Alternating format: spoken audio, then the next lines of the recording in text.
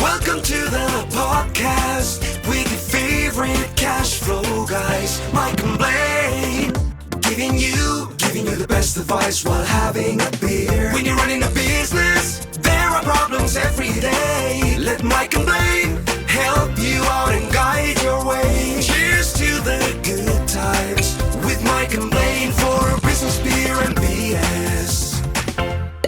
Hey, it's Mike and Blaine. This is episode 190, and I know Blaine loves those round numbers, so I'm Mike Mylan, also known as Cashflow Mike. That is Blaine Birch, the CEO and co-founder of Dry Run, the best cash flow forecasting software on the planet.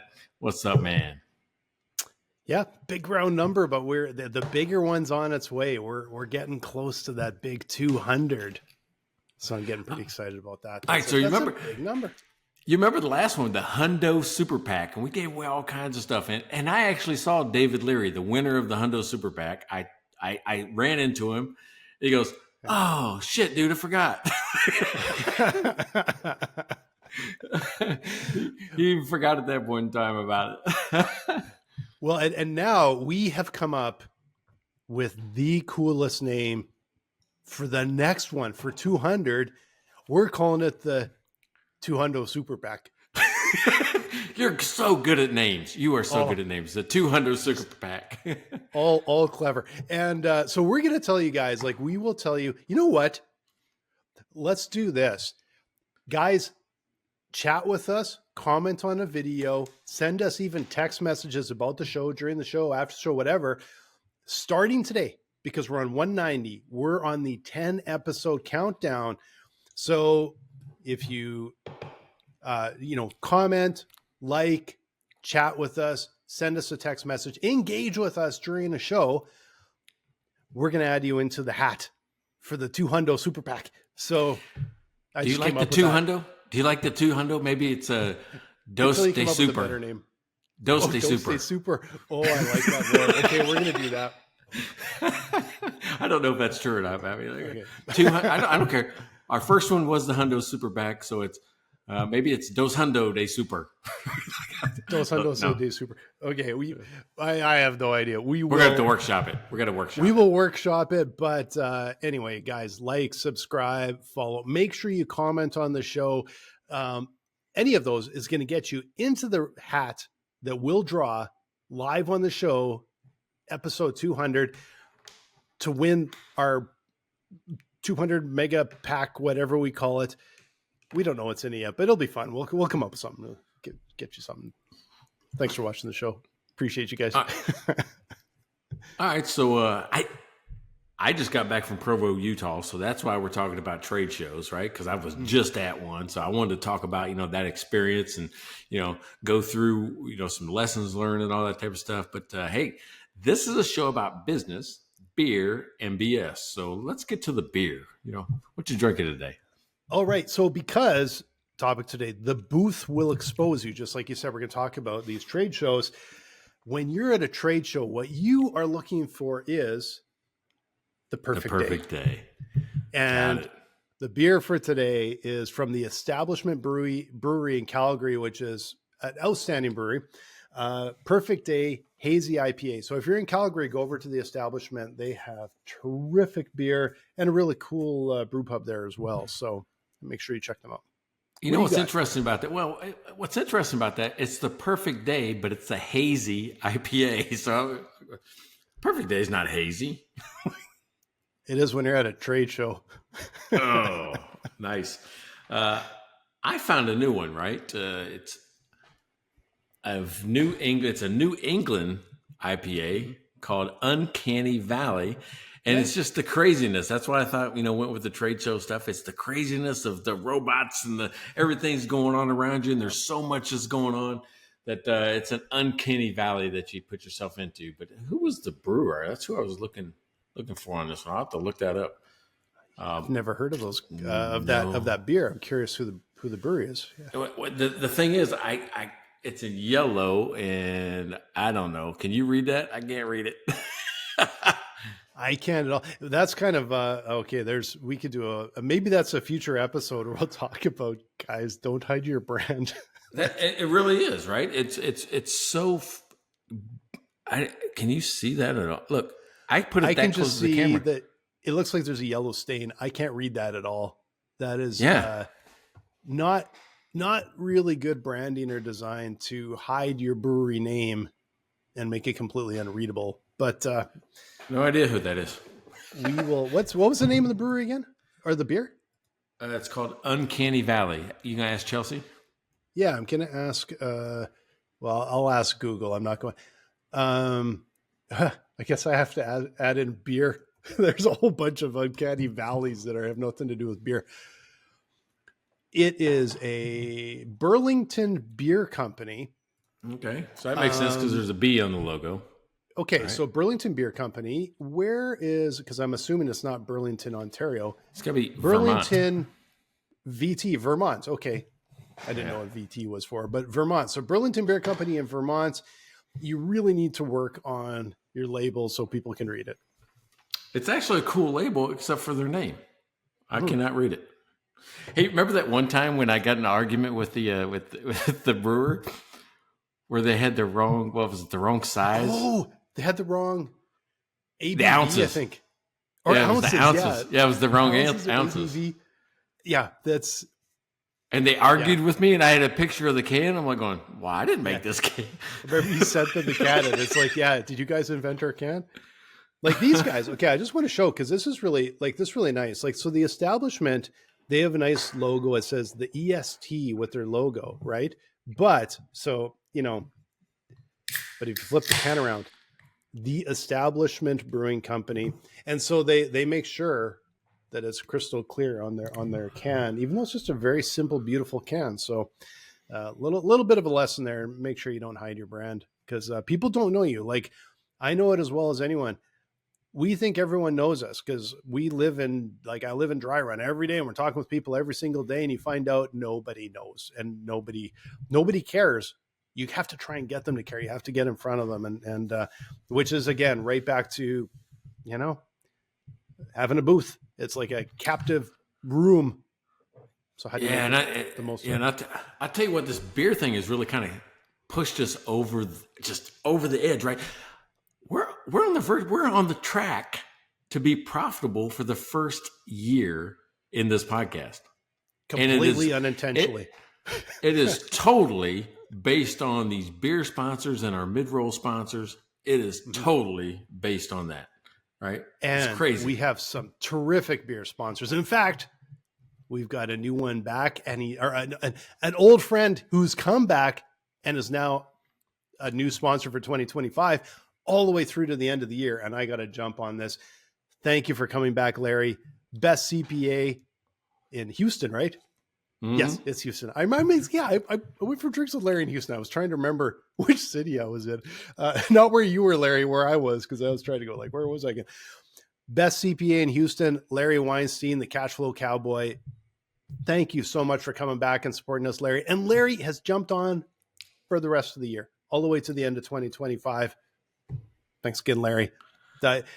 We appreciate you so much. And I'm also going to jump in on one more. Rachel Barnett from Gentle Frog. She's also through to the end of 2025. If you have a small business and you need to know how to use QuickBooks, you have to go check out gentlefrog.com, or even better yet, go to youtube.com/gentlefrog, and you'll find all kinds of videos on how to make QBO work for your business. Thanks again, Rachel. Really appreciate it. Hey, another year-long sponsor, Karen Harrison, up at 3S Smart Consulting in Michigan. If you need to find hidden cash, if you're struggling, if your business feels clunky, like, I'm just waiting for money to come in before I can do something else, go talk to Karen up in Michigan. You don't have to be in Michigan. You could be in Hawaii and call Karen. Just 3ssmartconsulting.com. Go check her out. Now, before I get to the last one, I got to say that I've got to give some instruction, right? Because I had two people with the same experience with our buy me a beer button. Right? Well, here it is. Yeah. Because now people are like going, I'm just going to buy it for the rest of the year because it's the best $5 an episode you ever spend in advertising. It's the best. So here's the thing, though. They went to buy me a beer, and then we're using a widget called buy me a coffee, right? but then our URL says it's for beer. Buy me a coffee. It's for beer. Right. So that's not what confuses people. The way they have the widget set up, it's like, how many do you want to buy? Like 1, 5, or 10. There's 3 buttons. And then there's another little field that you can type in how many you want. That's normally where you would put how many weeks, right? Yep. And then it calculates it at $5 per, right? So think about that. So if I click 1, then it charged me $5. If I click 10, it charges me $50. Or, yep. You type in 52 and it 52. Gives the whole year. Yeah.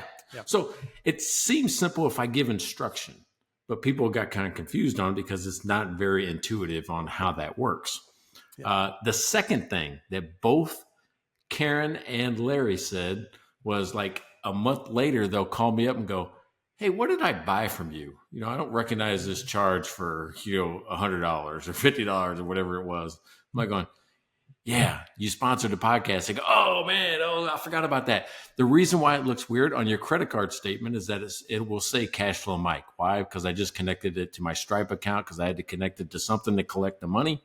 So it goes to my Stripe account. So it will say Cash Flow Mike on it. So it's not buying anything from Cash Flow Mike, but you are sponsoring the show, and I didn't want to set up a whole new credit card account for this podcast. No, I don't think I would do that either. So go to mikeandblaine.com. Now you know exactly how to buy us a beer. Like Mike said, best $5 you'll ever spend. Or if you want to go for the rest of the year, just count the weeks and add them up and literally just type in the number of weeks that are left in the year. And we'd love to have you as a sponsor. It's we really appreciate you guys and all the great feedback we get from everybody. So we're excited. This has been a fun year. So the last sponsor, all right. We're getting started. We're getting kicked off. What was that called? The jingle's playing. Welcome to the podcast, and the doorbell goes off. Then my phone goes off. Right? Neighbor Pat comes to the door right when we started the podcast. Just now, he was just at the door. Some beer. Probably bringing me beer, and I already had some. Right? He was probably bringing it down just for the podcast. And Courtney's texting me. Pat's at the door. I'm like going, we're recording. I'm not stopping to go to Pat. Pat's going to have to come back. He'll get next week. So he got like a free week this week. Well, and we started with a little bit of a weird time because we moved to Friday because you were on the road. We also started a half an hour earlier. So Pat, if you're listening, we messed you up because we started a half an hour earlier and on a totally different day. And you basically hit it right, except for we started earlier and no one knew we were going to do that. So Thank you for potentially bringing Mike some more old beer. It was probably more Christmas beer, wasn't it? I almost bought some Christmas beer because it was there on the shelf. I'm like going, oh, this would be funny if I just buy it like a theme now. I'm just drinking Christmas beer is all I drink. But it's a beautiful day here. It's like 75 degrees. It's sunny. Nice. I know that man wants to throw some bags. I know he does. He wants to play some cornhole. I know he does. It's going to be a fun weekend for you guys. Yeah. All right. So, trade show. I just got back from Provo, Utah. Provo, Utah. Yeah. Have you been? First of all, it's absolutely gorgeous. That's where Brigham Young University is. I don't know what it is about like Provo, Salt Lake City. These towns are immaculate if you've ever driven. I mean, just clean, nice, well kept. I mean, just freshly painted. I mean, it's just such a great place to just visit that way. Now they got some weird beer rules. They got some weird like you can buy beer at the grocery store, but you can't buy wine, right? Because there's this thing on 5%. It's like 5% alcohol. Anything above 5% alcohol has some different rules to it. Oh, all right. So normally, like if we go out, like beer, not that big a deal, right? So I mean, we go to Utah. I order beer, not a big deal. I say, hey, can I take this back to the room? You're in a hotel. But they're saying, hey, in front of this line, you can get beer, but behind that line, you can't have any alcohol, right? So it's weird rules like in the same room, right? And just be like a line on the floor, or a tape. Well, sometimes it used to be where you had to have food, depending on their license. Now, this is where I get confused. Like the Marriott we were staying at has 2 different licenses depending on what side of the room you're on. It's an open room. It's like If I'm on that side of the room, I don't have to buy food. But if I'm on this side of the room, I have to buy food, right? It's like, so okay.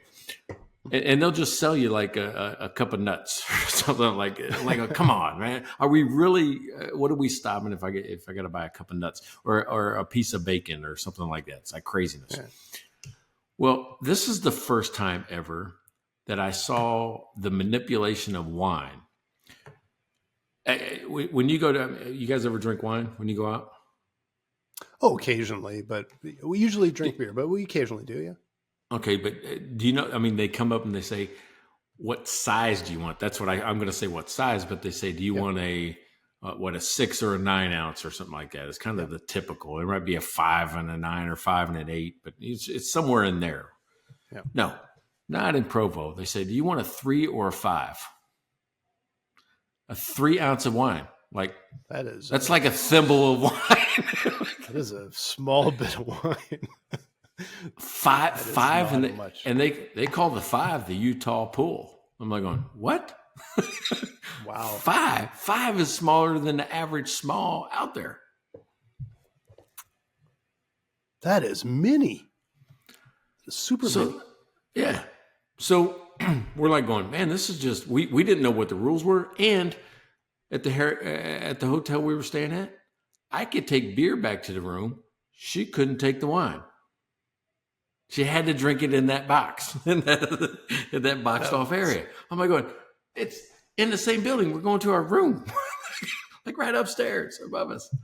That just reminds me of like WKRP, where Les Messman had taped the walls to his office because it was all open. He had tape on the floor, and you had to pretend to knock on the door and come into his office to talk with him. There's just tape on the floor. But opposite end of that, we go up to Salt Lake City. We find this little block area, and it's just like every other nightlife you've ever seen. I got Negroni. She got like an oversized poured wine. 45-minute drive just from one side of, I forget what is the I-10 or something. I think it's, or 15. I think 15, it's I-15. Yeah, I-15. 45-minute difference. Way different in everything. Just totally different. Yeah. So craziness. But the reason I'm bringing that up is that I got invited to speak at GrowCon, and I was rolling out new material from the new book. And dude, I was on fire. I took this old Irish proverb, right? Some people don't know what proverbs are. Think simple story that teaches a lesson. That's a proverb, right? And most of them have some type of framework, some type of structure that, they kind of follow along. It could be a rhyme. It could be just a whatever. Well, I use this one called Why Worry? It's an Irish proverb about your health. Why worry? Because there's only 2 things you have to worry about, if you're sick or if you're healthy, right? And if you're healthy, you don't have anything to worry about. If you're sick, you only got 2 things to worry about, right?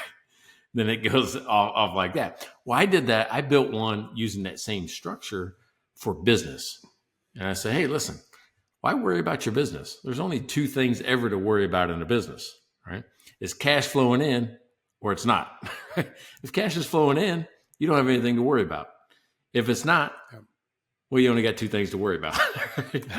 So can I find the leak or I can't? Well, if I can find the leak, I don't have anything to worry about. If I can't, well, then I only got 2 things to worry about. Yeah, so you get it right. It was just, and people by that time they already caught on to it, right? And it kind of went on, and they were like, "Oh yeah," and they were saying it with me, and it was just because I used that up front, and then I had a callback to it at the end of the 40 minutes that they gave me about the lesson I just taught them, because I taught it in the fact that it was everything you did in the conversation was like a decision tree.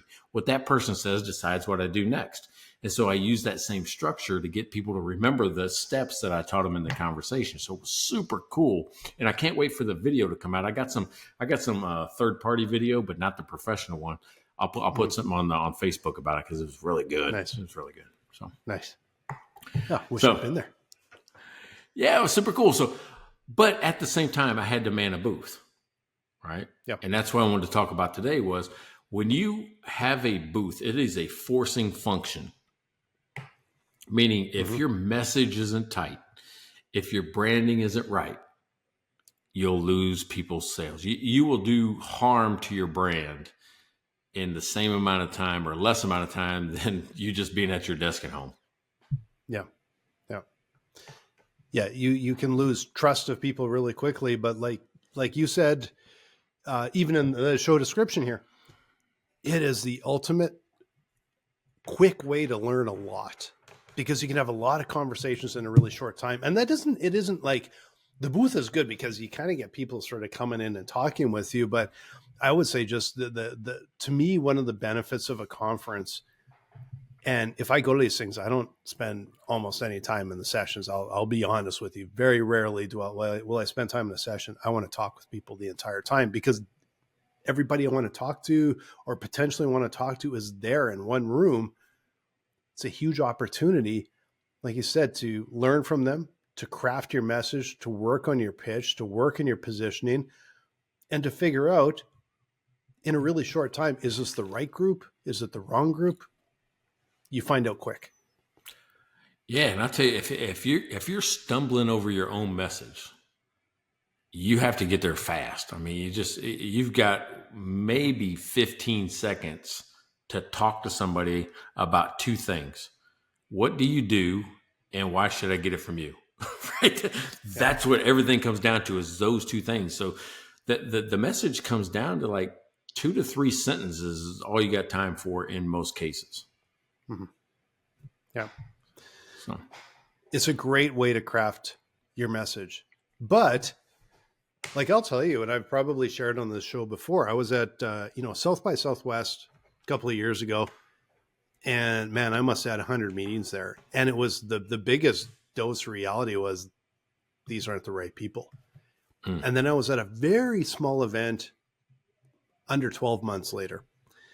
And there was and I was there for, instead of like 4 or 5 days, like I was at South by Southwest, I was at like this for like an hour and a half or whatever. Walk around the room, network, and you find out, holy cow, these are the right people. And that was gold. That was so incredibly important. And then you start getting into, okay, well now, next time I'm in that room with those right people, how do I position it? How do I make my message stronger? I think it worked pretty good actually, but you learn from that because you can make more out of it, right? Yeah. So lean into that a little bit. You know, what made the South by Southwest crowd the wrong people, and what made the other one the right people? What happened? Just tell the story. Well, and that's just straight up positioning. Like when we thought we were like dry, just for you guys out there to know, like we have a software product called Dry Run. It's financial modeling, cash flow forecasting software. We're really good at cash flow. We're really good at scenario modeling. But we found out that we thought we were built for small business. And it turns out we're not. Like very small business. It's a broad word, right? But we found that there's a breaking point in a business where it gets complex enough that they need us, and it flips just like that. It goes from don't really need you, don't, holy crap, I am dying here, and it flips just like that. And by Southwest, all these business owners. First of all, I was talking with business owners, and I was talking with a ton of them, and a lot of them just didn't see the value. But that, as painful as it was, taught us so much, because when we started to get to the right group, which was more like a CFO for a mid-market business, they're really like begging us for help. They are so frustrated. And it's like, guys, you got to help, is almost they're looking for a life preserver, like help us. And it was, if we hadn't been there and had all those conversations in a week, it would have taken us a lot longer to go, oh boy, we're in the wrong place here. Yeah. So I went to South by Southwest this year. I didn't go to the conference. I got invited to a mixer, a happy hour type thing with a VC firm. Yeah. And, they were there just to pitch software companies, right? And try to Try to see if, and some of their current, portfolio companies were there. I never really looked at South by Southwest as a way for a software company to introduce their brand. For some reason, I always thought it was like film and music. And I never thought it was the other way around. So, I think what happened is that they pissed that crowd off in the last couple of years when they stopped paying for bands and they wanted everybody to come in for exposure. Like, hey, come play for free because we have X number of people. And then guess what? The people didn't show up because the bands weren't there. Yeah. And it's like I was at first at South by Southwest, I think it was 2007. And we were there for, like, they had digital media. So they had music, film, and digital. And it's that kind of digital space that maybe was potentially interesting. But I'll tell you, like, when I went to South by Southwest, I was probably, last time I was there a couple of years ago, I was probably there 4 days or 5 days. I went to 0 sessions. 0. Because I was there to talk with people. I was at every networking thing you could imagine. And if I wasn't networking at a thing, I was somewhere networking. And it was, that's how I got to talk with a lot of people in a really short time. And it was absolutely painful, but there were a few nuggets in there that were actually successful. And I went, okay, I got a bit of an idea where we need to go. We kind of had a bit of an idea, but it's still, until you talk with people, it's foggy, right? And then when you get in front of the right people, it's like, holy cow, it's so much easier. It just kind of slides, and the pull is there and the need is there. And so I'll tell you, like, the worst thing we could have done is actually paid for a booth there. Because can you imagine the amount of money if we would have paid for a booth and had it like, this was the wrong place? So I'm kind of high on test it out first, show up, get on the ground, find out if it's the right one before you commit those dollars. We had a strategy like that at Finagraph. We called it test, then invest, right? Test, then invest. Mm-hmm. And we were attendees a year before we'd even go. And then we had the ones that we liked, and we even flip-flop those every other year. Not sponsor every year. We'd go attendee 1 year booth, attendee 1 year booth, right? And alternate them, just dollars. These things are huge time and money sucks. Expensive. So expensive. And the other thing that I found with, like, there's a credibility thing. If you have a booth, it can boost credibility and a little bit of that brand recognition. But before COVID, we were at a boatload of these events all over the place. And the part that would drive me nuts is we would pay top dollar for a booth. It's not people coming through all day. They're all in sessions. And then a couple times a day, they're let out of sessions, and then they come in and they quickly walk around the booth and they grab their coffee and their muffin and their, later on in the afternoon, their beer or whatever. And you have these little tiny windows to talk with people. And if you added it up by the end of the conference, I'm like, if I show up as an attendee, I'll get more conversations because I can go out and I can find them, and I can be at every networking event, and I can pre-book meetings because I don't have to stand at a booth. I've got meetings booked that I can get to. And, that was going back to my agency days. We would pre-book as many meetings as we could. And same thing, we barely go to, like, we were at Banff TV all the time and Banff New Media and, like book, get meetings. And if you had an extra 5 minutes, you might pop into an event, but it was all based on that planning. And it's hard at a booth because you're not targeting people. They're coming up to you and man, are they just looking for some bit of swag? Are they trying to see if you got some free junk? Are they like, you can just have a lot of the wrong people coming to your booth at time, unless you're in the right place where it's the right group, right? Yeah. All right. So you said something there about, that credibility. You can get instant credibility, those type of things. I want to talk about that. But before I talk about that, I want to say we have an opening for a mid-roll sponsor, right? We have an opening right now for a mid-roll sponsor. And usually when that happens, I'm the odd duck for some other reason. It came up to me. I'm the odd duck and you're the even duck. So this is an even duck type of show. So tell us more about, Dry Run. Tell us more about didn't even what plan it is, this who it is. We didn't even plan this before the show, and I was trying to remember, am I the odd one or the even one? But You used to be the odd one, but something happened. It flipped because of something happened. Something happened. I started out as the odd, turned out to be the even. But okay, if you, and I've already talked a tiny bit about dry run, but if you are a finance pro, especially a CFO, you're on a finance team, you need to come and talk with us. If you are in a spreadsheet to, first of all, understand what's happening in your cash flow, but also to understand what's happening in, like today, what's happening with tariffs, what's happening with interest rates, what is happening to our business. And the more complex it is, the more we can help you. So if you got multi-entity, multi-currency, a bunch of people involved, we simplify all of that down. You have data from, we got a little over here and a little over there and kind of over here, and we got to pull all this out and it's a big mess.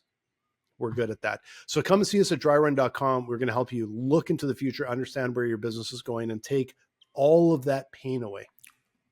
I love how you guys have evolved from cash flow forecasting to scenario modeling. Just it's bigger than forecasting. I mean, I think you and and I've never asked you about this, but I've changed. I mean, I've built cash flow tool and we made it too involved. There's too many things. And it always changes and it's always wrong. And cash flow optimization is bigger than forecasting. It's a piece. So what you're doing is you're putting a lot more into the what if, how do I make the bus stop, based on what we've said in the past. How do I get it to turn? How do I avoid it altogether, right? So yeah. I love what you've done is to expand what you can do with data so people can actually keep more of what they earn. And get you out of a spreadsheet. Everyone's get you out of a spreadsheet. Bloody spreadsheet. Yeah. So, yeah. Anyway. Very cool, right? Hey, me, I'm just going to stick to my knitting and talk about cash flow. I'm going to talk about not just forecasting, but it's just all of it, right? Just all of it. Every little bit.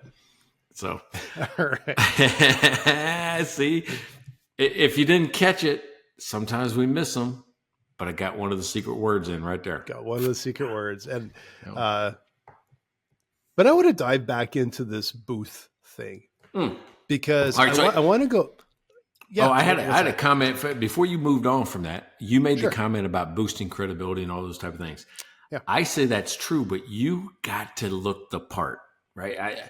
The reason I say that is that I've seen too many startups, too many young companies. They'll come in and go, "Oh, I paid the $7,000 to get here. All I got to do is get in front of the people, and I'll show them the best thing you've ever seen." No. Dude, if you're taking a vinyl banner that you got printed at FedEx this morning and you're zip tying it to the wall or to your table, you're ruining everything right off the bat. Because people look at it like, "Oh no, they might have built this company over." If they can't take the time to think about how they look in front of 1,000 people, their product can't be that great either. Yeah, it can be such a big bonus for your credibility for people to see, oh, they're alive, they're kicking, they're here, and everything else. But it can also hurt you if you look kind of second rate. But also if your messaging is wrong, if you're talking with the wrong people, it can be a complete waste of time. And where I was going with this, like, because I've been to so many of these, and we've had so many booths, and a lot of times the booths, we've paid for a bunch, but we've also been, invited to be at a place, and it's like, okay, we're going to take the booth and run with it. But, fortunately, maybe it doesn't cost us a ton or whatever. Right. But going back to my agency days, and I don't think it's any different here. And mostly because we've moved up in who we serve most often tends to be, the top end of small business, like multi-million into mid-market, into the tens and hundreds of millions. That's who we talk with the most today. Relationship building is really critical there. And that was based, like when I had my creative agency, we moved on from serving small business really quickly and got into mid-market and full-on enterprise and a lot of government. Because that was the right place for us. That's where we fit. That's where we could help the most. But I will tell you that we used to say all the time, we made more money in the bar than we ever made anywhere else. And what we meant by that was we would be at a conference, we would be all the time, and we were again, meeting, just networking the living shit out of it. But what would happen is we would find people that we connected with really well, that they had a problem we could likely solve. They were interested in talking with us. And we would always, I remember like Banff TV and St. James and Banff, we'd always end up there. There's other places in town we would go, but we'd always end up at the St. James. And it's the place, like I always say, we made money, but it wasn't that you made money. It's that you developed relationships. So it went beyond passing a business card and a short conversation to chatting with someone and learning about them and getting like, hey, where are you from? And what do you like to do? Like just developing that relationship and getting enough of a toehold that you would follow up a week later and they want to talk with you, and it would build and build and build. And that's part of the problem with the booths, is if you don't take it past that really quick little introduction, it's hard to turn it into something. Well, and the thing is, I mean, I've seen too many people do well at the booth, go to the bar, and it isn't just a bar. I mean, we had a casino night, we had a dinner gala, we had, any of that stuff. Yep. And they fumble there. Why do they fumble there? Because they keep selling. Believe it or not, they keep selling. They keep on the pitch. They keep on, what you can do. Well, what do I got to do to get your business? How do I get into your firm? No, dude, people buy people. Just let them know who you are. If they ask questions about your business, answer them, but stop selling at that point, right? Stop selling. Do the sales when you're supposed to on your email nurturing, your phone calls afterwards. If you have a chance to spend one-on-one time with somebody in the bar or in their social setting, it's a social setting, not a social sales setting. Exactly. Have fun. Like you're there to develop relationship, but you shouldn't have in the back of your mind, I'm developing relationship. Like, no, have some fun. Go hang out with people that you like and get to know them. And when I say the bar, like we actually did, like a lot of it was in the bar, but it's a little bit of a broader statement of, you could say the bar, the golf course, the tour that they did at one, because you've been to all these things, the social event, the networking event. Those are where to me, it's like, that's where you make your money. And when I say make your money, it's because that's where you develop relationships where they want to talk with you after. They want to keep up with you. They start to, because you develop a relationship with them, or at least the first steps, you start to develop trust and they start to like you. And so, like you do not sell at these things. When I say like you make more money, you just do that by going and enjoying your time, having some fun, getting to know people. Mm-hmm. You're not selling your service or your product. You're getting to, it's relationship building. Don't overlook that, because it is huge, especially if you're not doing a small value transaction sale. If you're doing a higher value, a larger dollar figure, you have to build relationships, because you have to build that trust with your potential client. Well, I mean, especially then, I mean, just like me, I mean, I have, when it comes down to it, it's a few $1,000s a month to be part of my group. Not a month, I'm sorry, a year, a few $1,000s a year at the individual level. Mm-hmm. I can't go in there with just stuff I printed off the printer over here. My cards gotta be worth the $2,000 a year. Even I do 5x9 index cards of just the stuff that I want you to look at. Just a reminder, hey, here's what we're going to talk about with QR codes. QR codes are the thing now. You have to. Ever tell you the story when I owned Recover? Recover is the herbal supplements company. Yeah. In 2000, it's been a while. I'm going to say, all right. So that's where I've lost the most money in my life. When it comes down to it, is my biggest failure, right? It was that I tried to mix a retail herbal supplement company with my bars and my hotel staffing company. Right? It just didn't work. But the reason I'm telling that story is that one of the things we did is we sponsored for the year, us as a sponsor, a minor league baseball team. Right? Nice. So, I mean, I'm on the wall. They allow me to, come into the stadium. We got season tickets, we got our thing, we got a little booth where we're trying to make it into a thing. Yeah. I have our servers, waitresses, waiters, bartenders, those type of people. I got them all in black shirts, with Recover across the front. On the back, big QR code. 2010. Guess what happens in 2010 with QR codes? Almost nothing. Work like you had nobody an app at that. Nobody even knows what the hell that is. Yeah, we had an app. Yeah, I went to an app that we had built on the phone that it didn't open up your mobile app. It didn't, or it didn't work the same way. Yeah, it was a colossal failure where people were like going, "What the fuck is that on the back of their shirt?" Because it just looks like it's not even looks like a bar. Yeah, it doesn't even look like a barcode. Nobody knows to take a picture of it. Yeah, right. Nobody knows. So I go, man, that was just that failed big time. Now, 10 years later, it is the thing. It is the thing. You get the most information in front of somebody on their phone where they can save it. They can instantly react to you. Your whole job is to take away people's roadblocks, every obstacle. Every time somebody can click or has to click, that's a reason for them to quit, right? It's a reason to quit. The QR code is the perfect way to get your website right in front of them. Boom, right there. Yeah. So it's on everything. The thing I took, matter of fact, you can probably see it right back there. That was just, I just laid it there after the thing, right there, right? Yep. It's just me with the discount code and that yellow next to the QR code. Click, scan this, enter this code, free trial. Is that a picture of you? Yeah, it's a picture of me on there too, right? All right, so I didn't know this. Are you wearing a red vest? Because just from all the way back here, orange. It looks like orange. Yeah, it's orange. Okay.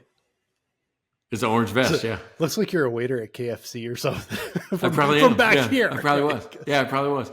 That's a Finograph vest. All right, did I ever tell you the story about the fit? Oh, at a trade show. You did. Okay, so that's from that. I thought this was like that's a picture thing, and I'm like, okay. Well, it's still me. It's still me, but it's me on a stage where I wore the orange vest. Oh, okay. Right? Because everybody's like going, especially the first one I had, that's an actual nice one that was like nice and lightweight and you can wear it anywhere at any time. Yep. The first one I ever wore was at a trade show. But the only one I could find that was orange looked like Marty McFly, right? It was like the big Navy puffer, like they, they say, what is that, life preserver? Are you in the Navy?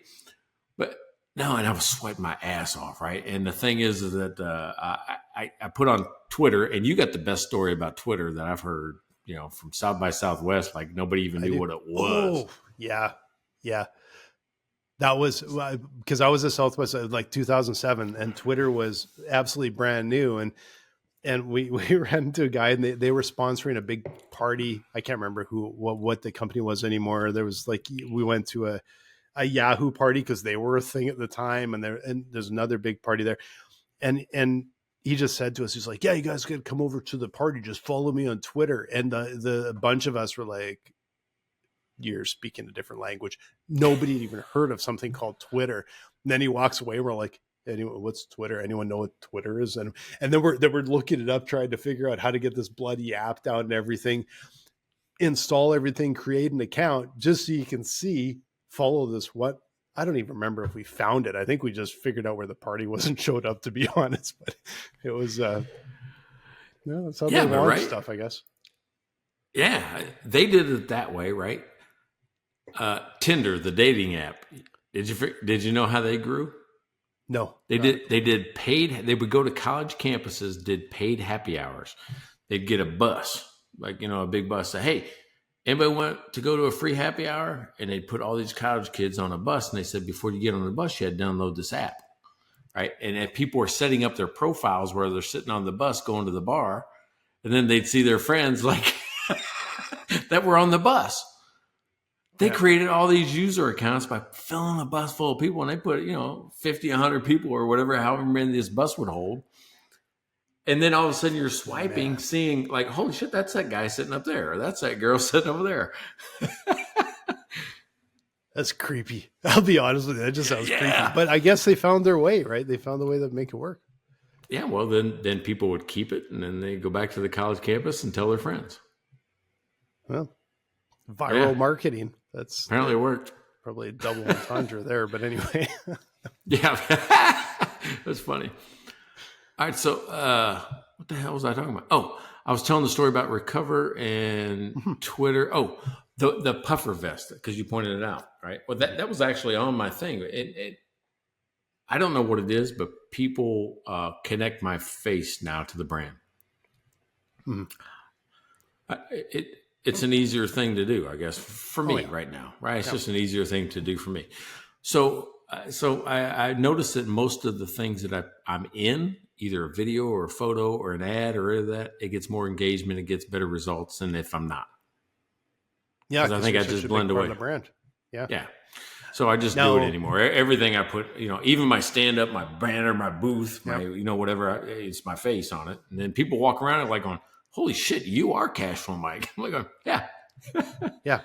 And fortunately, it is your face and not a big puffer vest, because you would have to wear that all the time. Like, okay, the best example, so be careful with your branding, because the best example that I can remember, and I don't know if it's a urban legend or not, but the Bob Ross, who does the painting TV show, he's done it for like a bajillion years.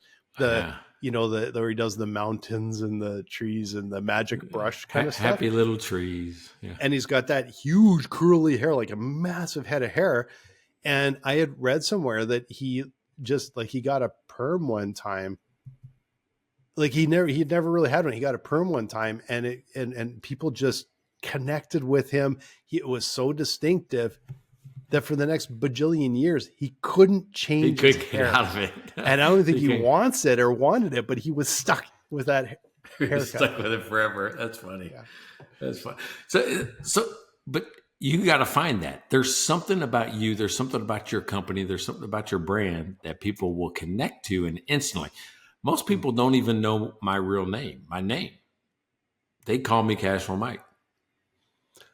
Just it's Mike or Mike. I'm just saying, they don't know. Yeah, Mike or Cashflow Mike. Yeah. And what you just said was kind of important too, because they'll call me Mike, and sometimes they won't connect that I'm Cashflow Mike. Oh, interesting. That the brand is starting to be. Yeah, the brand is starting to become its own thing, where they think I just work for Cashflow Mike, the brand. And also Mike. Wow, that's a coincidence. Yeah. You mean the guy on the face? The guy, I mean, look. But isn't that funny? That it's now. All right, this is where we talk about like 10-year overnight success. Yeah. Right? Nothing is instant. I don't care who. I mean, you just said you were doing things in 2007 for this brand.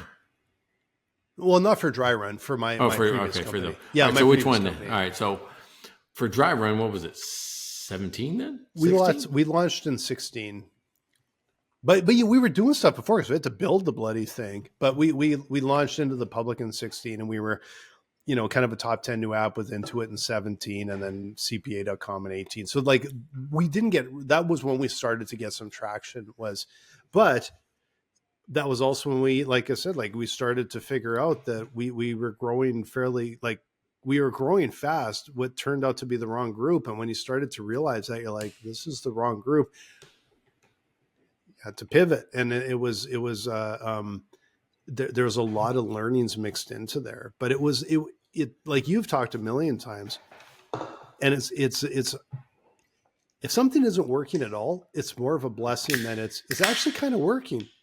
Because it kind of feels like we're the right way. We just have to refine things or whatever. And then, but you've always said it's like when you're pushing or do you feel the pull? And it was like, oh no, I think there's pull there, but then you start going, no, like when you start to feel the pull like we do now, it's like, oh. Yeah, right. We were pushing. And that's what I told you. That's what I told you. I said, you feel it before you see it. You feel it. Like you don't see it in the numbers. You don't see it in your reports. You don't see it. You just feel it. Like, oh, damn, I'm getting more calls. I'm getting more meetings. I'm getting more, having better conversations. I'm getting people say yes more often. I mean, just there's a feel of pull from you versus you pushing it onto everybody. So, yeah. Yeah. And it's cool. we didn't really realize it till we felt it. And then it's like, oh, okay, that's different. And momentum.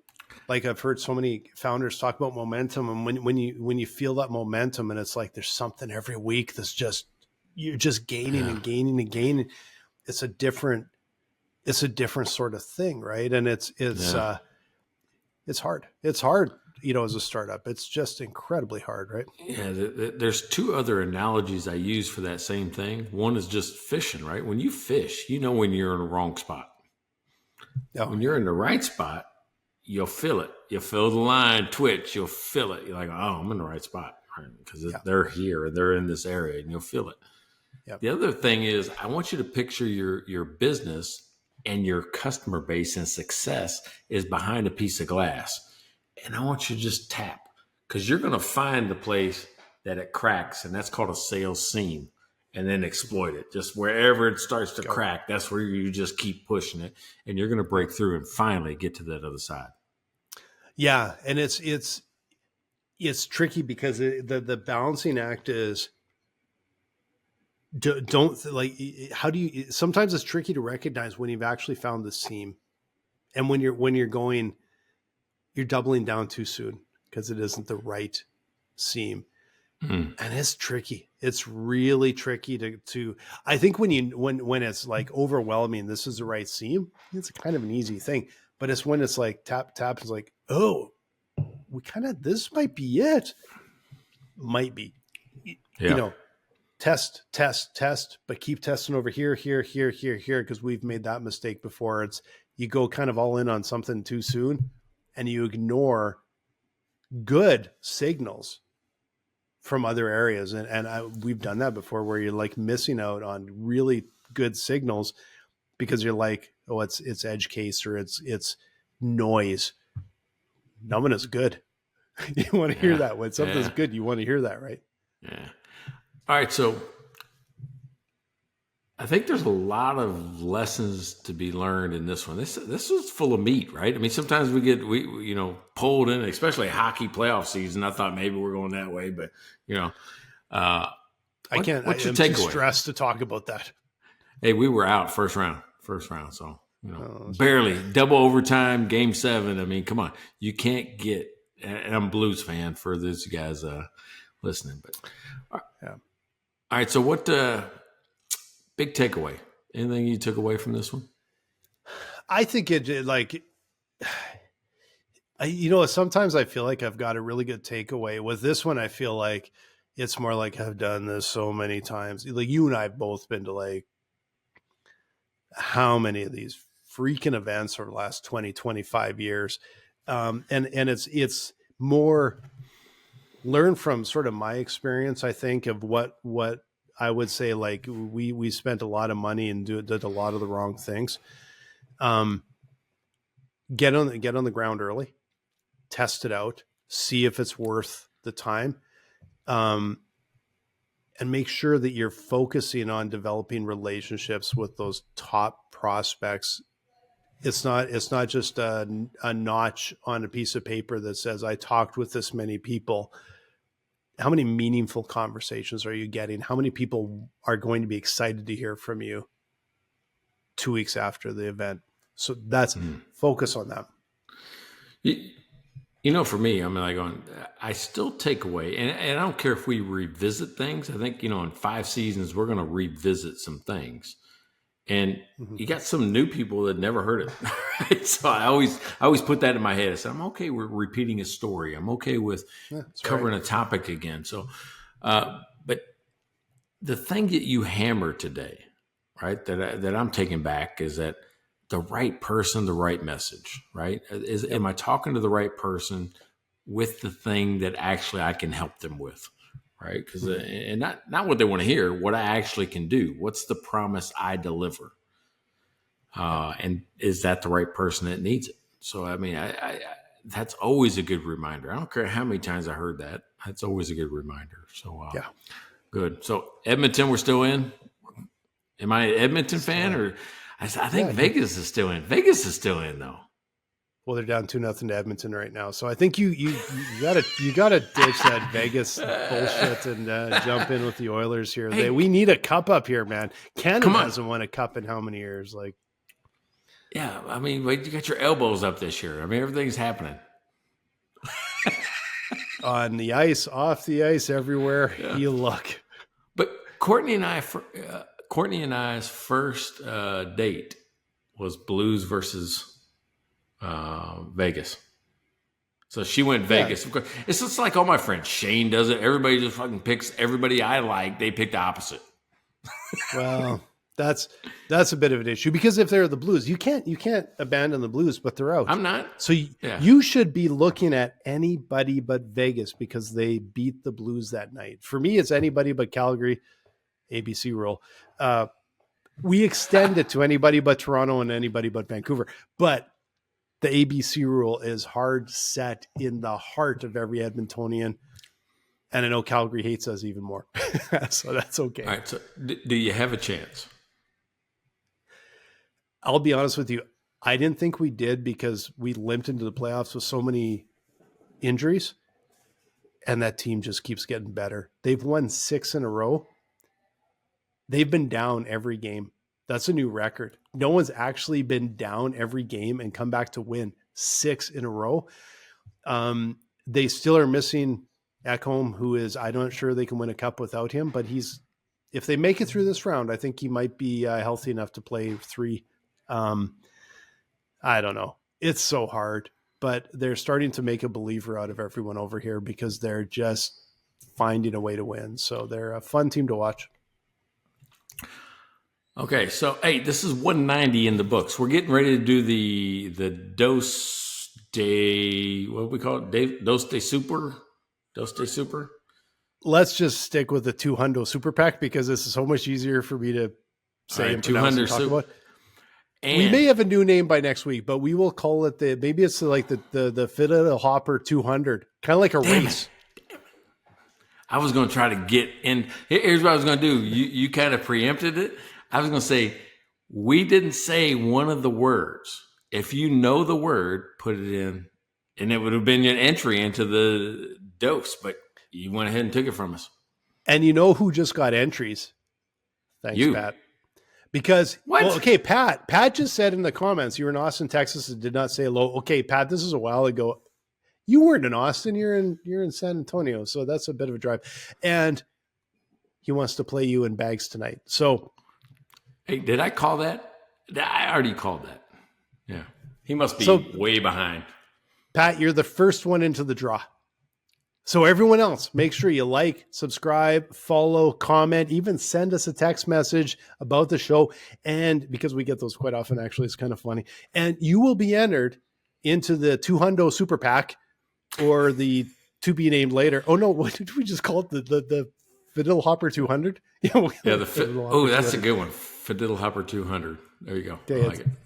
All right, it's like the Indy 500, but on the Mike and Blaine show. Check out their website at mikeandblaine.com. Then subscribe to the podcast and buy these guys a beer.